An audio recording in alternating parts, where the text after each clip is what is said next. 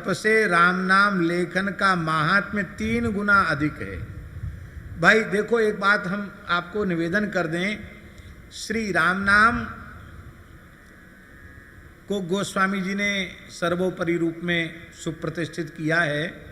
नाम राम नाम राम सकल नामन ते अधिका हो नाथ अग खग गण बधिका, वो ठीक है, पर हम बहुत विनम्रता पूर्वक निवेदन कर रहे हैं, भगवान नाम में भेद नहीं है। राम नाम, कृष्ण नाम, श्री राधा नाम, आप जिस नाम में भी भगवान के अत्यंत प्रेम रखते हो, आपका अत्यंत अनुराग हो, वही नाम आपके लिए सर्वोपरि है।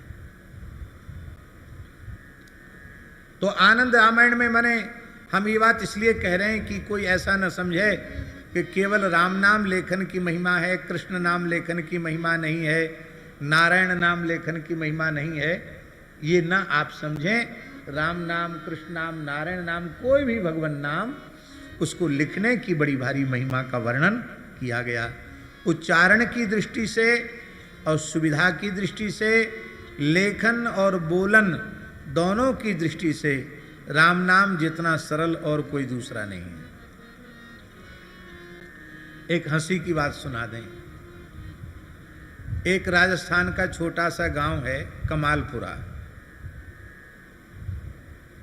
हमारे बाराघाट वाले महन जी का स्थान है। हम भी वहां कई बार गए। वहां के एक पंडित जी थे, पहले पुलिस अधिकारी थे, जगदीश पंडित जी नाम था उनका। महाराज जी, काशीदास जी महाराज, जगदीश पंडित जी नाम था उनका। जगदीश पंडित जी थे, वो पुलिस अधिकारी थे, रिटायर्ड हुए तो उन्होंने गांव के लोगों को इकट्ठा किया, बोले भाई देखो हम रिटायर्ड होके गांव में आ गए, तो तुम लोग सब खेती किसानी के काम में लगे रहते हो, कम से कम हर गांव में कोई ना कोई राम सभा होती है, सत्संग होता, कथा कीर्तन होता है, यहाँ कुछ नहीं, खाली अपना काम धंधे से फुर्सत ही नहीं। तो एकादशी को कीर्तन होगा। बोले बिल्कुल ठीक। तो कीर्तन शुरू हुआ, पंडित जी के घर से शुरू हुआ, फिर किसी किसी को अपने अपने घर कीर्तन कराना। तो पहली निश्चित हो जाती थी कि अगली एकादशी किसके यहाँ होगी, और नहीं हुए तो पंडित जी के यहाँ तो होगी। तो जगदीश पंडित जी ने कीर्तन रखा, हरे राम राम राम हरे हरे, हरे कृष्ण कृष्ण कृष्ण हरे हरे। तो गांव के लोग बोले पंडित जी मंत्र बहुत बड़ो है, इतने एक बड़े मंत्र को आधो आधो कर लो, इतने एक बड़ो मंत्र को कीर्तन नहीं होगा, आधो आधो कर लो। बोले ठीक है, आधा आधा हो जाएगा। तो ब्राह्मण जो थे उनका कि हम लोग कहेंगे हरे राम राम राम हरे हरे, तुम लोग कहना हरे कृष्ण कृष्ण कृष्ण हरे हरे। बोले ठीक है।